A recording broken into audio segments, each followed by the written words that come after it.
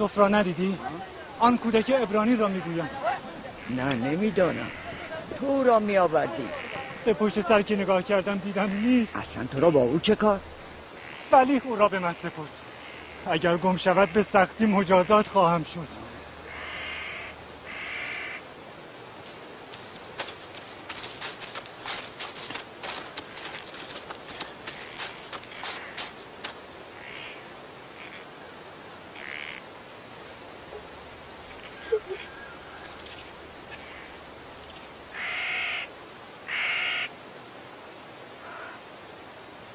فرار میکنی؟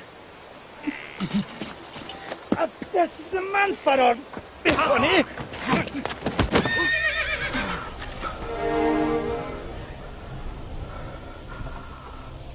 چه شده؟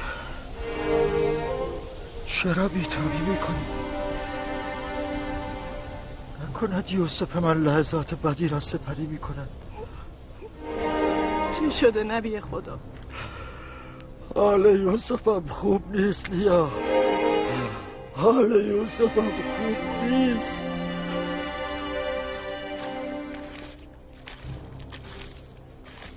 تا تو باشی که دیگر فرار نکنی.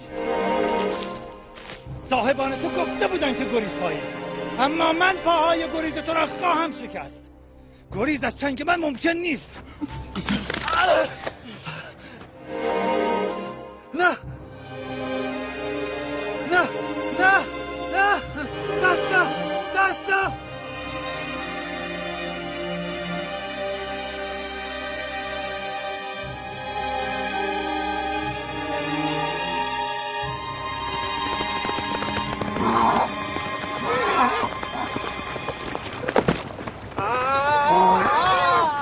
چه شده مرد؟ آرام باش ببینم. نمیدانم چه شد. به یک بار دستم درد گرفت. بی علت که چنین دردی عارض نمی شود. یا بار سنگینی بلند کرده ای یا به جای خورده یا مار گزیده. پشت سر قافله که می آمدم دیدم که آن غلام عبرانی نیست. دانستم که گریخته. پس از جستجو دیدم که پشت آن قبر پنهان شده. به قصد دنبی او را زدم که دیدم به یک بار دستم از کار افتاد. تا او را زدی دستت از کار افتاد؟ این کودک بیچاره طاقت سیلی تو را دارد؟ فکر نکردی خدای او از تو انتقام میگیرد؟ مردک، ما او را برای فروش میبریم. ناقص او که به کار ما نمیآید. چرا گریختی؟ نگریختم. مزار مادرم است. خواستم با او ودا کنم.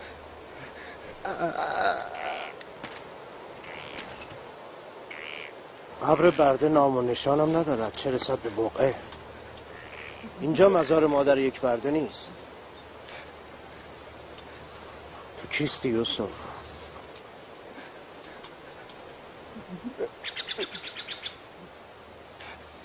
سیلی او شدید بود.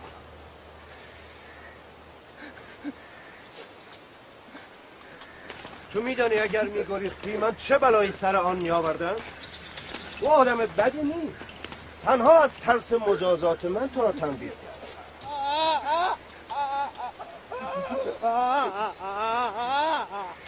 آیا از او کینه‌ای به دل داری؟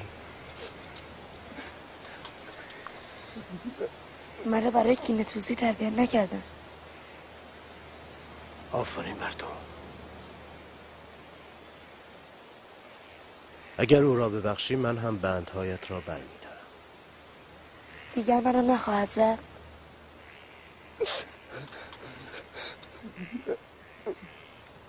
به خدای ابراهیم سوگند که از این پس به هیچ کس چنین اجازه‌ای نخواهم داد. تو یکتا پرستی؟ من مالک ابن زهر ابن عنقا ابن اسماعیل ابن ابراهیم هستم، از نوادگان اسماعیل ذبیح الله. تو فرزند که هستی؟ منم فرزند که؟ من فرزند چا هستم. پس نمیخوای نام پدرت را بگویی؟ گفتم که فرزند چا. من دیروز در همان چایی که دیدید متولد شدم، هنگامی که پیک حق بر من ظاهر شد. من از سخنان تو سر در نمیآورم. اگر نمیخوای خود را معرفی کنی مانعی نیست، فقط او را ببخش.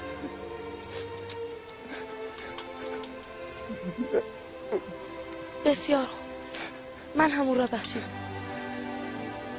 آفرین پسرم. با مزار مادرت ودا کن برم.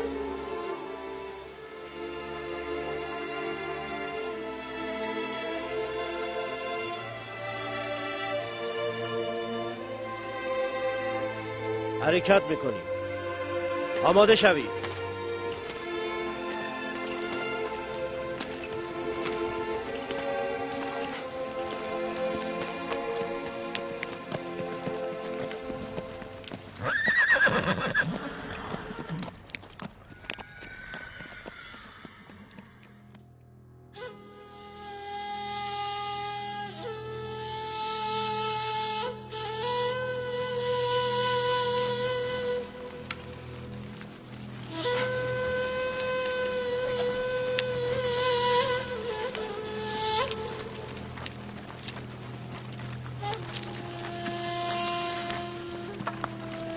سلام پدر.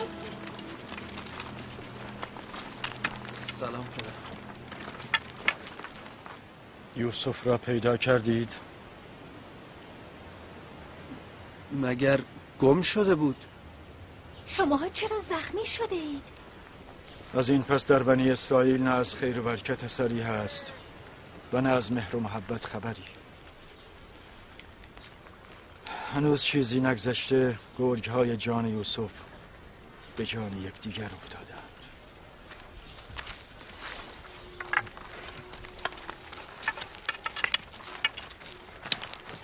لاوی، من یوسف را به تو سپردم.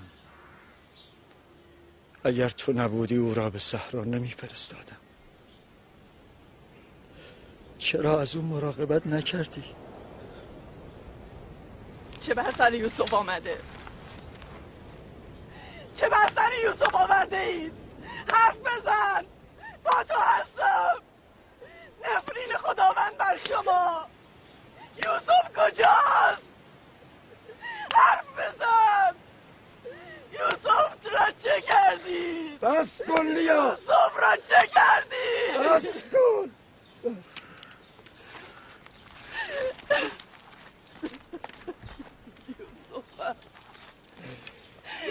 یوسف چند مطلب نظر مرا به خود جلب کرده.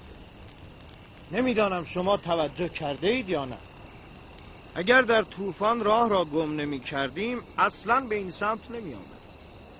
و اگر چارپایان ما بر سر چاه توقف نمی کردن ما نیز توقف نمی کردیم.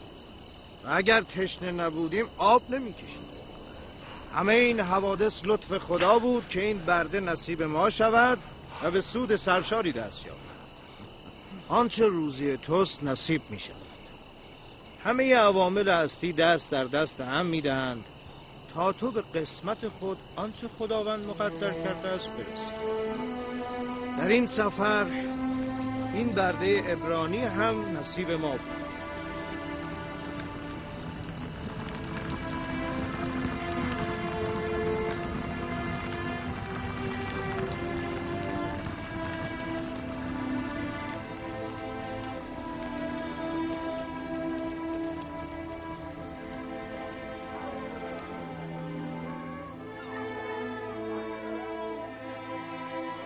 نجاتم بده ای ایشدارم، نجاتم بده. این درد مرا میکشد. نجاتم بده، این درد مرا میکشد.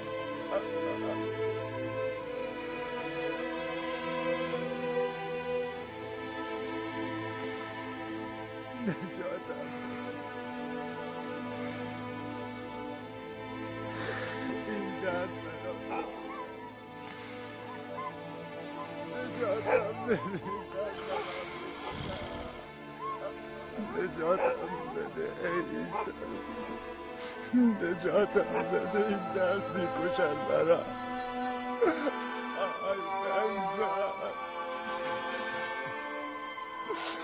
نجاتم بده ای ایشان بزرگ، این دست برام میکشد.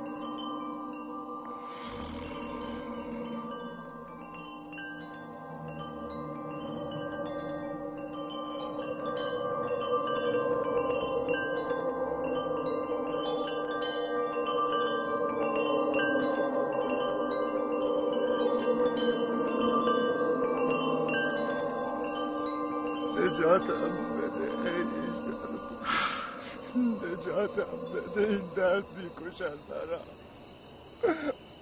آی دستم، این درد برام میکشن. نجاتم بده ای ایشان بزرگ.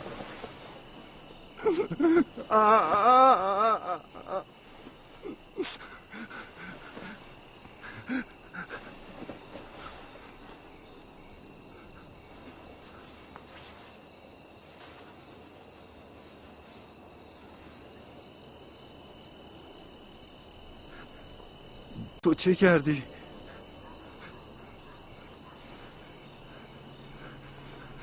دستهای تو شفا بخشند. من کاری نکردم. همه این کار را میکنن. با کمی فشردن و نرم کردن در تقلیل میابد.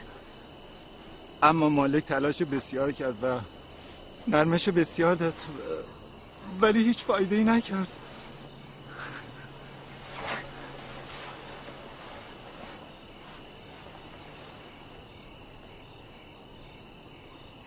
به آسمان نگاه میکردی. تو ستاره پرستی؟ ستاره‌ای که به هنگام روز خاموش میشود قابل پرستش است. با این حساب ماه و خورشید را هم نمیپرستی، چون ماه در روز و خورشید در شب ناپدید میشود. خدای من خالق همه ایناست، خدای ازلی و ابدی، یک تا و بی همتا.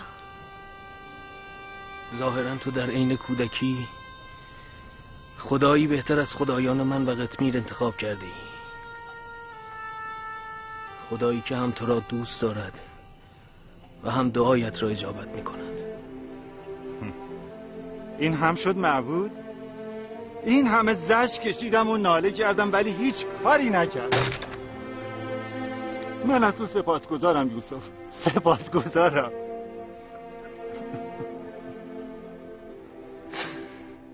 در این چند ساعت از درد بازو چارم به لب رسیده بود. من از تو به خاطر آن سیلی باز هم پوزش میخواهم. پوزش میخواهم یوسف. سیلی خوبی بود. اگر آن سیلی مقدمه هدایت شما گردد، من از آن سیلی راضیم. من از اهالی همین منطقه و برد راه هستم. همیشه راهنمای کاروانیان بودم، اما این بار گویا شما راهنمای ما شد. هدایت به دست اوست. هر که را بخواهد هدایت میکند و هر که را بخواهد در تاریکی و ضلالت باقی میگذارد.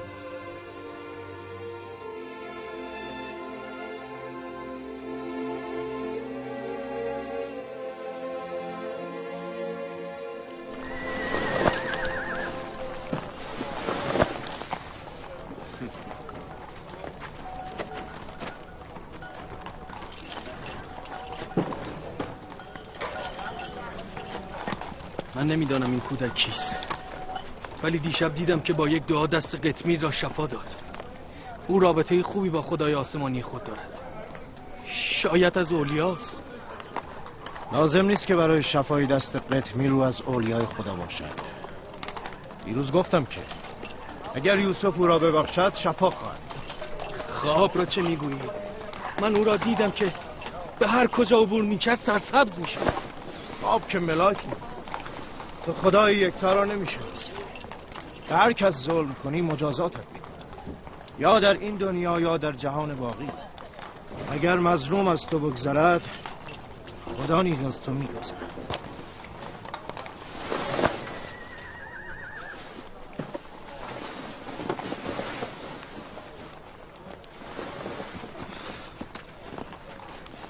اینجا منطقه سرسبز و خرمی بود. امسال کمبود باران محصولات آن را تهدید می کند. من از اهالی همین منطقه هستم.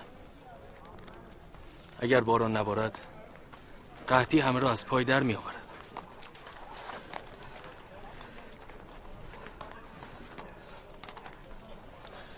خداوند نسبت به بندگان خود رئوف و مهربان است. جناب مالک، حال یکی از کاروانیان خوب نیست. با من بیایید.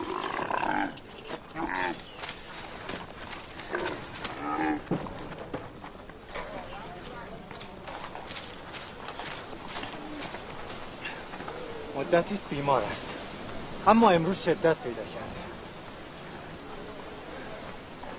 حال او اصلا خوب نیست.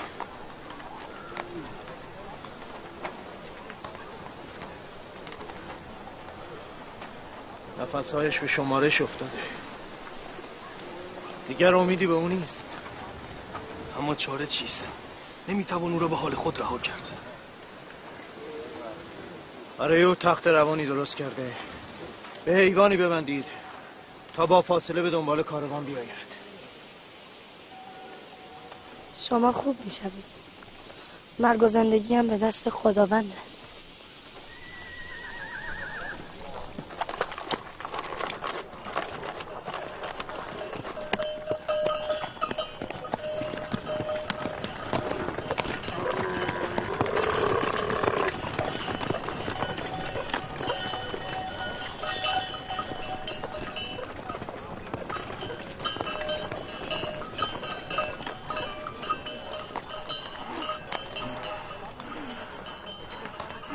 پسر جان برو، دیگر به من امیدی نیست. به زودی خواهم مرد. من در کنار شما هستم. شما خوب میشوید. مرگ و زندگی هم به دست خداوند است. ناامید نباشید.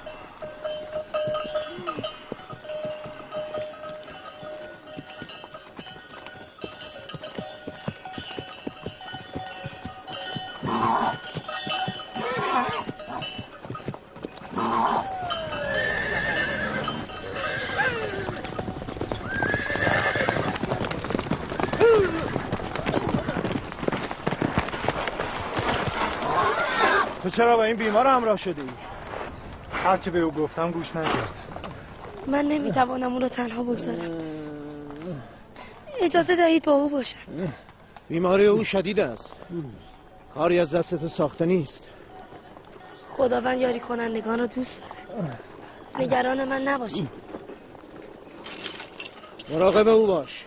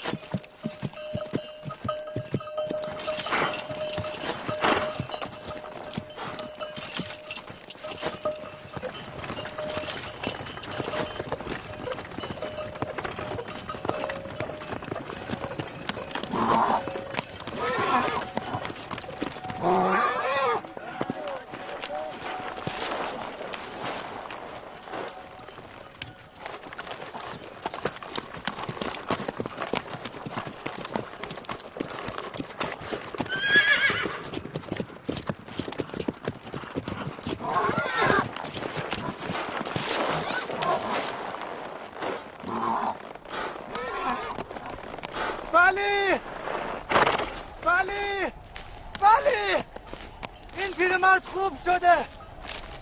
میبینی؟ او از مرگ نجات پیدا کرده. تو خوب شده ای؟ میبینی که خوبم. تو او را خوب کردی. من؟ همان گونه که دست قطمیر را شفا دادی.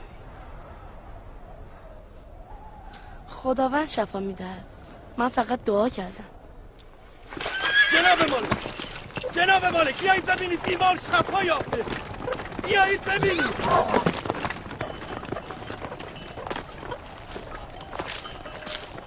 تو چرا این همه اصرار داشتی به همراه بیمار باشی؟ من نیز چون تو راهنما هستم. راهنمای خوب آن است که همه افراد کاروان را سالم به مقصد برساند.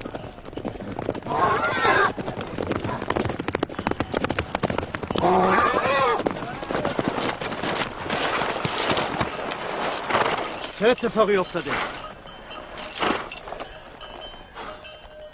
یوسف گفت از تخت روان پیاده شو، راه برو. من همچنین کردم. میبینی که حالم خوب هست.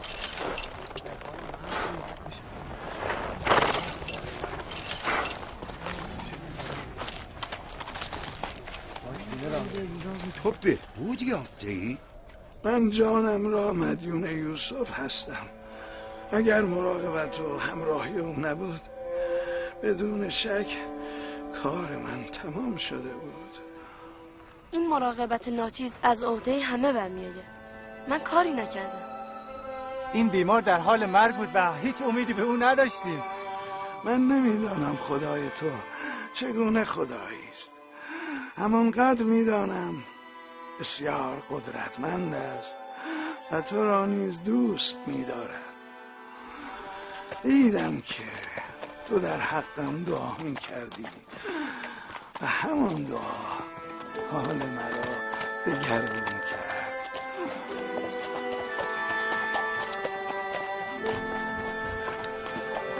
حرکت می‌کنی؟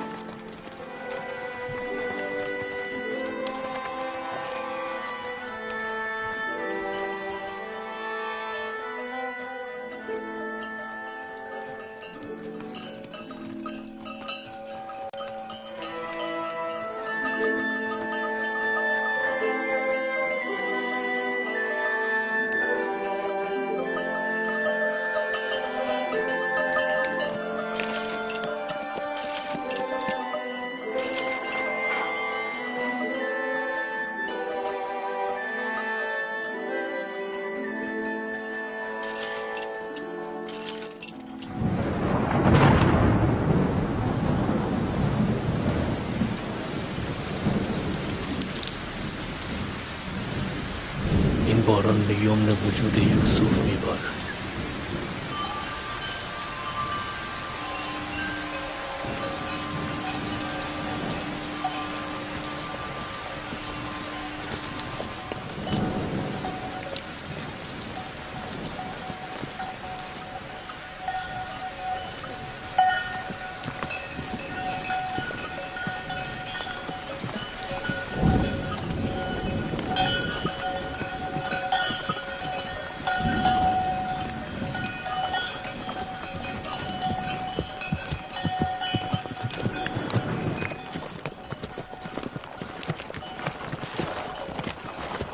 آنجا مرز کشور مصر است. امروزی راه بیش نیست. به زودی به نگهبانان مرزی میرسیم.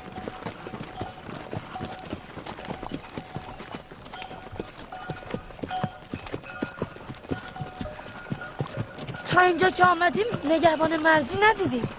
شام، کنعان و حجاز و دیگر بلاد همه ملوک و طوایفی اداره می شود و دارای حدود و ثغور مشخصی نیست. اما مصر کشور متمدنی است. برای نظم و نظام پیشرفته مرزهای مشخص و ارتش و حکومت می باشد. فراعنه مصر قدرتمندترین حاکمان جهان.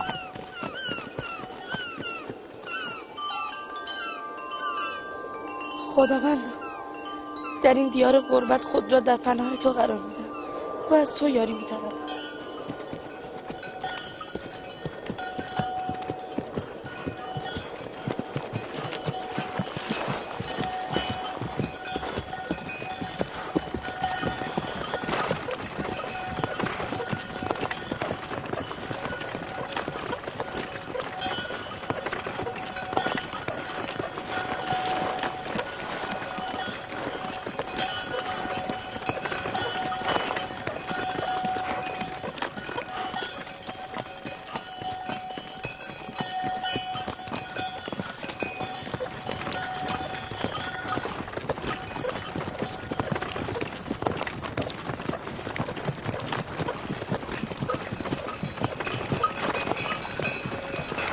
این هم مرز مصر.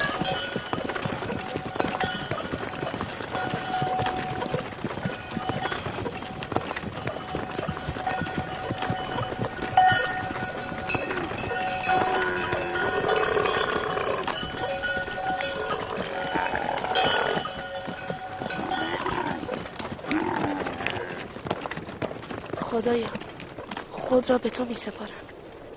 در این سرزمین عجایب من جز تو کسی را ندارم.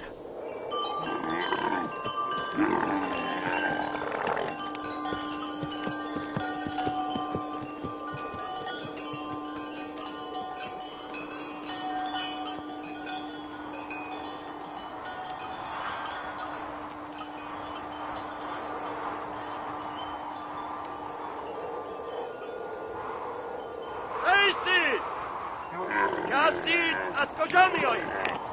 مالک ابن زهر هستم از بابل.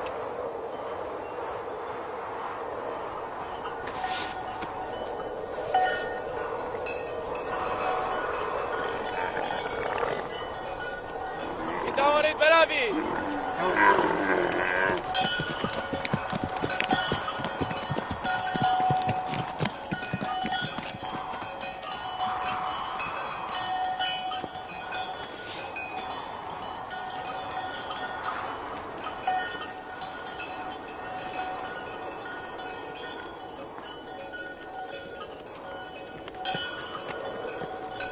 آنها شما را می شناختن؟ آری که می شناسن. ما سالهاست برای تجارت به مصر سفر می کنیم. مصر سرزمین کهنسال و متمدن است. با شام و کنعان بسیار تفاوت دارد. لباس های عجیبی داشتن. آری، با این سربند چهره آنها شبیه مار کبرا شده است. اینجا به سرزمین مار معروف است. مصریان معتقدند که یک اژدها مار بزرگ حافظ سرزمین مصر است.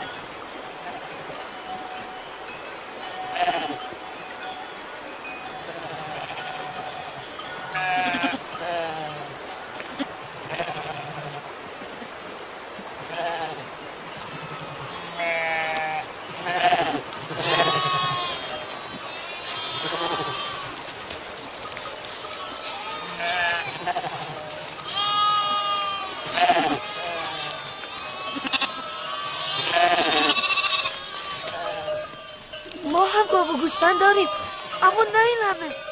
اینها خیلی ثروتمند هستند. همه این احشام و مزارع سرسبز یا متعلق به خدای آمون و معابد مصر هستند یا متعلق به فرمانروای مصر آمون‌هوتپ. همه مردم مصر برای اینها کار میکنن، از خود چیزی ندارن. یعنی خدای مصر گاو و گوسفند داره؟ همه چیز از آن خداست، چه اشکالی داره؟ خداوند همه چیز خلق کرده، اما نه برای خودش.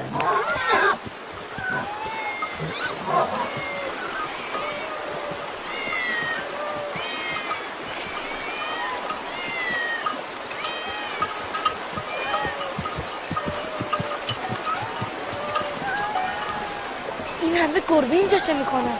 خدای مردم این شهر گربه است. اینجا معبد شهر میباشه، شهر بسته. مردم اینجا گربه را خیلی دوست دارن.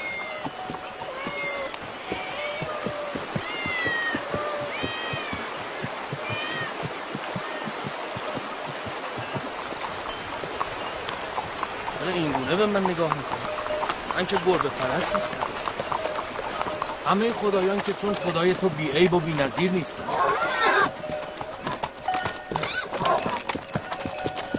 جناب مالک، خدای مردم این شهر گربه است. غذا هم میخورد. خیلی هم تعجب نکن. خدایان این سرزمین احشام، مراتب و زن و فرزند هم دارند.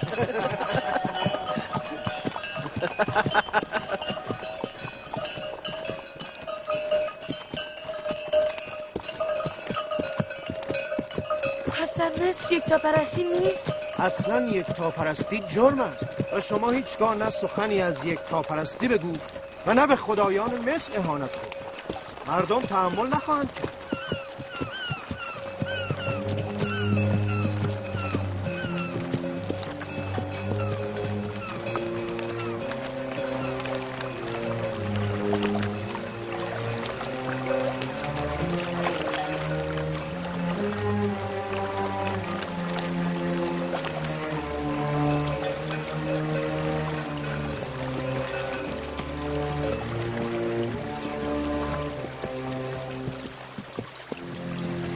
چه رود بزرگی؟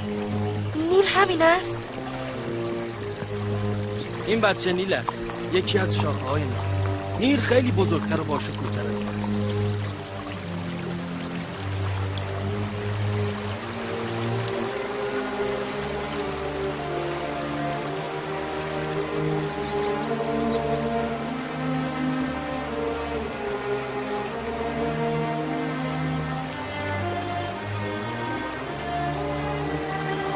چرا مقدس؟ چون مردم مصر همه چیز خود را از نیل دارند. نیل نبود مصر هم نبود. ابتدای نیل را تا کنون کسی ندید. میگویند تنها خدایان به سرمنشأ نیل راه دارند. این رود از جنوب به سوی شمال حرکت می‌کند و به مدیترانه می‌رسد. ما اکنون از شمال به جنوب شهر قدیمی تبس می‌رویم. تبس شهر خدای آمون است.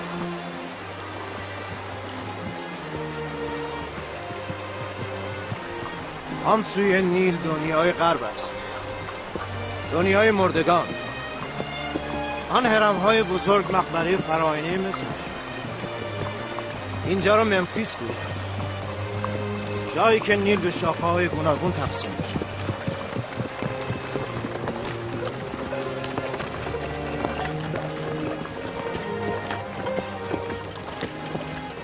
اگر یوسف را به یکی از ثروتمندان مصری بفروشیم، هم یوسف به نعمت و آسایش دست خواهد یافت، اما به سود سرشاری خواهیم رسید. ای کاش میشد یوسف را نفروشیم. در نهایت چه؟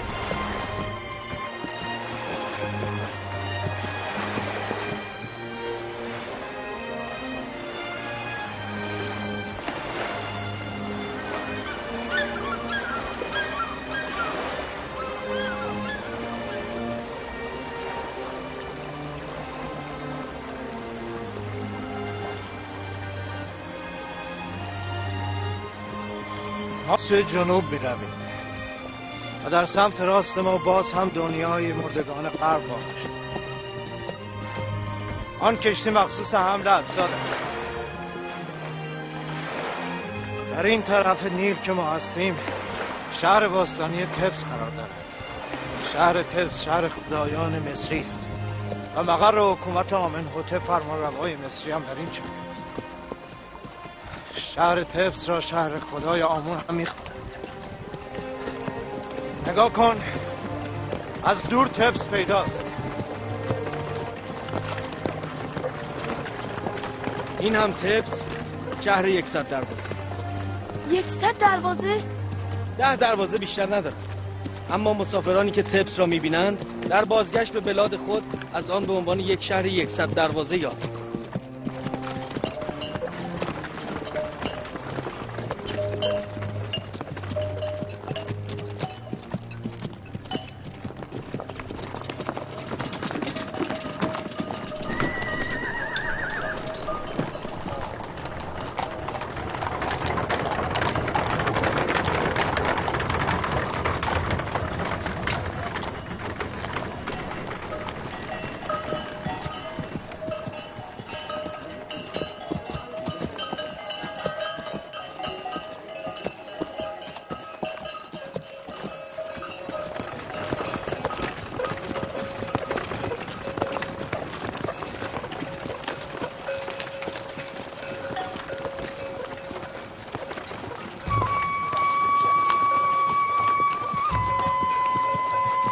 مالک ابن زهر هستم از بابل.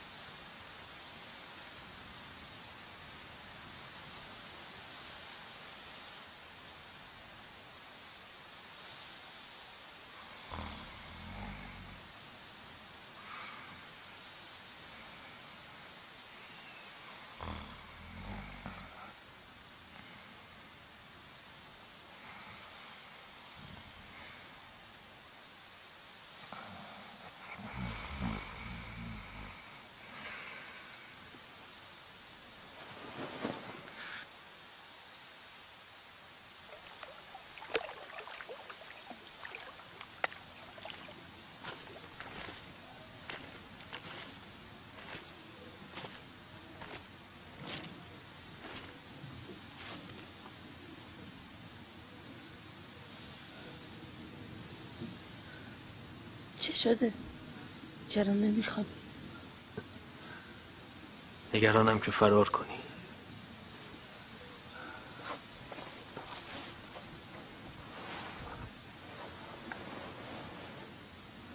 تو که هستی؟ چگونه موجودی هستی؟ قبلا پاسخ این سوال را گفتم. یوسف، خدایان من در مقایسه با خدای تو ضعیف و ناتوانند.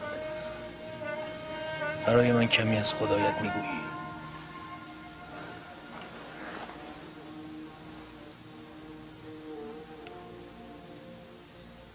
خدای تو حاضر و ناظر است و همه جا در دسترس. من دیدم که به سهولت با او ارتباط برقرار میکنه. او هم ندای تو را میشنود و دعایت را اجابت میکند. من یقین دارم که تو با دیگر انسان ها متفاوتی. قدرتی در تو هست که تو را بر هر کاری توانا میکند. بر هر کاری که خدایم راضی باشه. این خدای تو کیست که همه جای یاور و پشتیبان توست؟ تو به خوبی را وصف کردی. میخواهم به او ایمان بیاورم. تو به او ایمان داری. نیازی به ایمان مجدد نیست.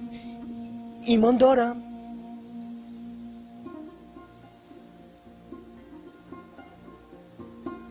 تو خدای مرا حاضر و ناظر خواندی. او را بر هر کاری توانا میدانی. او از نظر تو شنونده هر ندا و پاسخگوی هر دعاست. تو خدایان خود را ضعیف و ناتوان خطاب کردی و این عین ایمان است. یعنی من اکنون چون تو یکتاپرستم؟ تو از شبی که دست قطمی شفایات یکتاپرست شده ای. من از سوالهای آن شب تو فهمیدم. تو کیستی؟ چرا حرف نمیزنی؟ به ظاهر برده اما در باطن بر همه ما آقا و سروری. تو را به خدای یگانه بگو. تو سوگند نده که اجازه گفتن ندارم. همانقدر بگویم که همه این حوادث به اراده خداوند است و همون یوسف را برای هدفی مقدس به مصر آورده است. کدام هدف؟ لااقل هدفت را بگو. نمیدانم. در آینده روشن می شود. من نخواهم گذاشت که مالک تو را بفروشد. مانع خواهم شد. خداوند بر همه چیز آگاه است. اگر او مرا بر نمیپسندد من نیز راضیم.